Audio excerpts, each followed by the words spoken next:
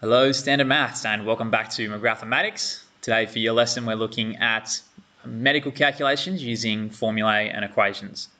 So we're just going to jump straight into it. First thing we're going to look at is dosage formulas. There's a few we look at in this course, so they're probably worth writing down and getting familiar with.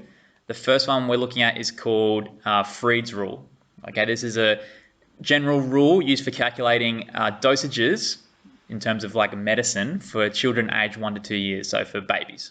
Okay, if you take the age of the infant in number of months and you multiply by what you would normally give an adult, so say it could be 30 mils of medicine, this would be 30. You divide that by 150 and it gives you a recommended dosage for the infant.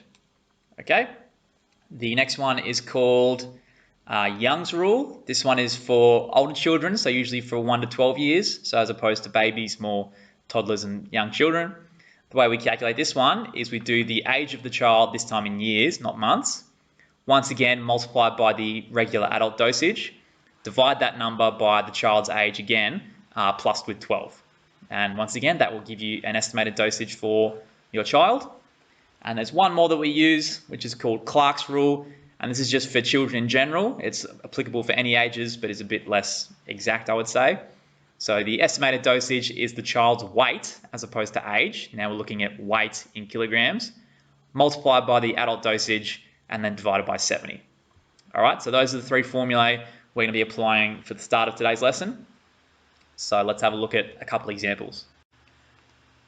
All right, so first of all, we're going to be using Young's rule, which is one of the three we just looked at. We're going to find the dosage for a 9-year-old child, which weighs 25 kilograms, given that the adult dosage is 25 mils.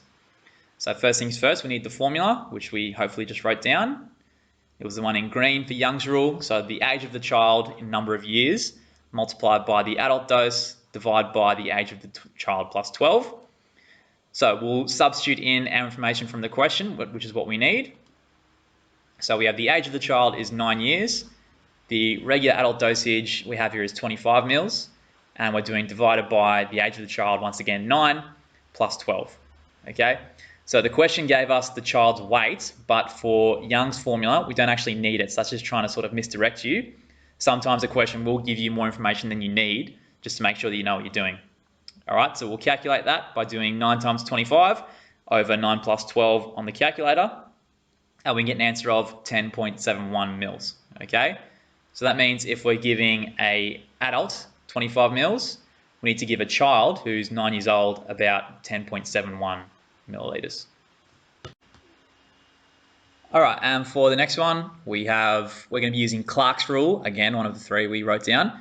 A 7-year-old child was given a 4 milliliter dosage. If the adult dosage is 10 mils, what is the weight of the child?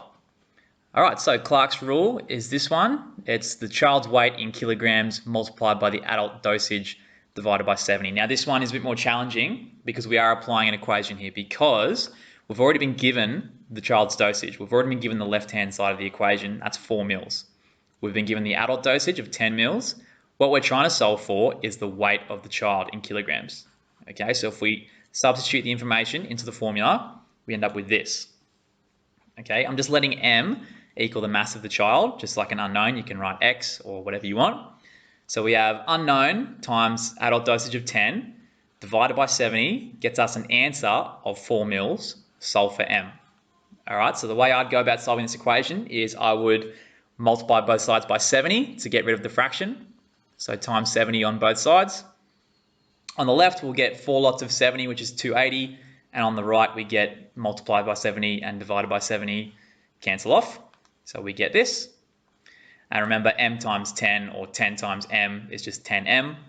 But now again, we don't want 10M, we want 1M. So we need to solve by dividing both sides by 10. 10 divided by 10 is 1, so we've got 1M equals 280 divided by 10 is 28.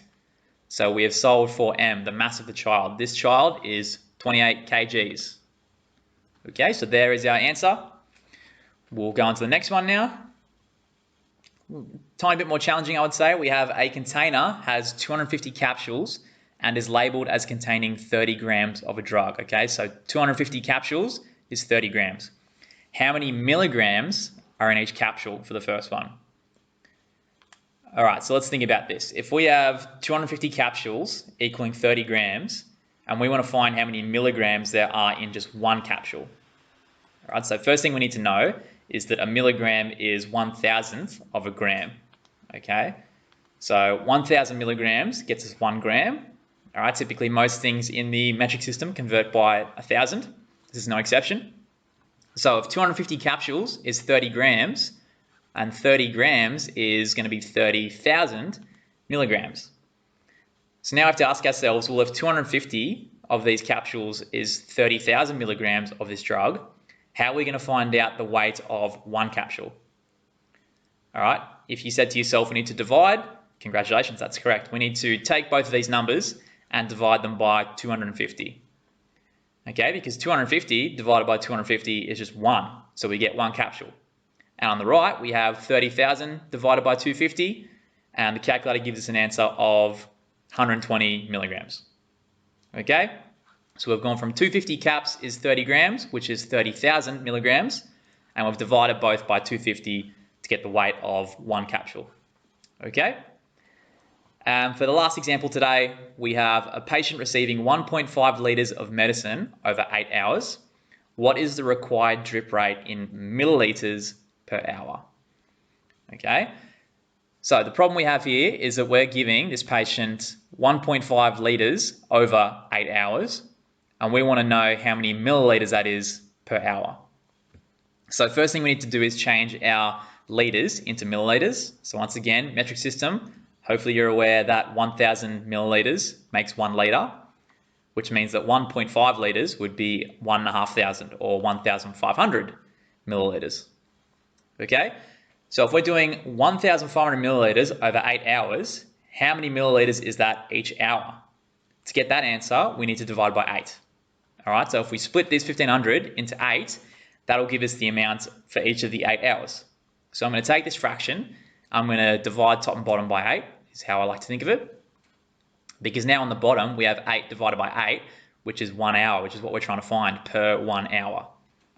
And up top, we have 1,500 divided by 8, which gives us 187.5 millilitres. So 1,500 over 8 is 187.5 over 1. So that means that our drip rate is 187.5 millilitres per hour. And there is your answer. So there's heaps more for you guys to have a go at in exercise 3G. Again, you can access this through Google Classroom if you didn't take a textbook home.